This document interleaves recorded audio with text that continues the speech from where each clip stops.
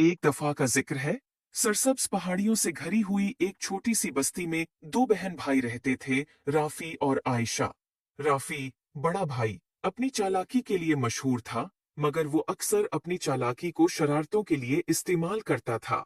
आयशा, इसकी छोटी बहन, नेक दिल थी, मगर राफी के शरारती कामों में वह आसानी से शामिल हो जाती थी।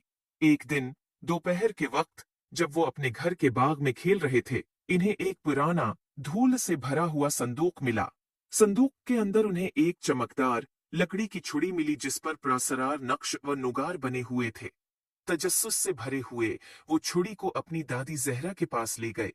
दादी जहरा की आंखें छुड़ी को देखकर पहचान से चमक उठीं। मेरे प्यारे बच्चों, ये एक जादुई छुड़ी है, उन्होंने वजाहत की।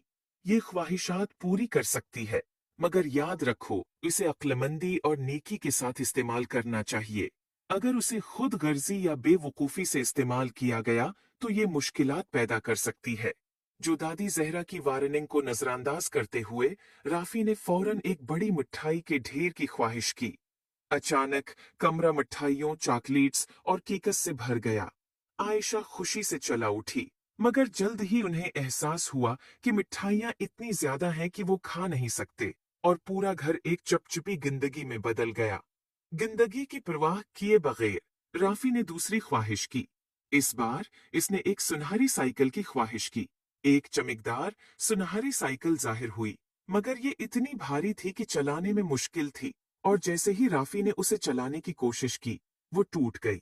मायूस होकर इसने एक के बाद एक ख्वाहिश करना जारी रखा। हर एक ख्वाहिश का नतीजा किसी न किसी मुसीबत में निकला।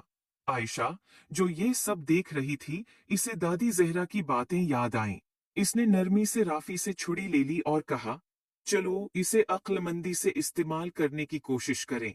राफी, शायद हमें ऐसी चीज की ख्वाहिश करनी चाहिए जो दूसरों की मदद करे। राफी ने हचकचाते हुए इत्तेफाक किया।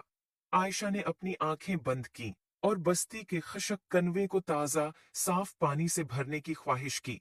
जादुई छुड़ी रोशन हो गई, और जब वो कनवे की तरफ दौड़े तो उन्हें कनवा चमकते हुए पानी से भरा हुआ मिला। देहाती खुशी से झूम उठे और राफी और आयशा का शुक्रिया अदा करने लगे। उन्होंने जो खुशी बस्ती को पहुंचाई, उसको देखकर राफी ने जादुई छुड़ी की हकीकी ताकत को समझा। इसने अपनी पिछली बेवकूफियों के लिए आयशा और दादी जहरा से माजरत की। इस दिन के बाद राफी और आयशा ने जादुई छुड़ी को सिर्फ नेक कामों के लिए इस्तेमाल किया, जिससे उनकी बस्ती खुशहाल हो गई। किसी नन्मा अखलाक, इस कहानी से सीखने को मिलता है कि ताकत और वसाइल को अक्लमंदी और नेकी के साथ इस्तेमाल करना चाहिए। खुद गर्जी या बेवकूफाना अमल मुसीबत ला सकते हैं, मगर जब उन्हें दूसरों की मदद के लिए इस्तेमाल किया जाए तो वो खुशी और खुशहाली ला सकते हैं। उम्मीद है आपको स्टोरी पसंद आई होगी। Thanks for watching. Please like and subscribe my YouTube channel.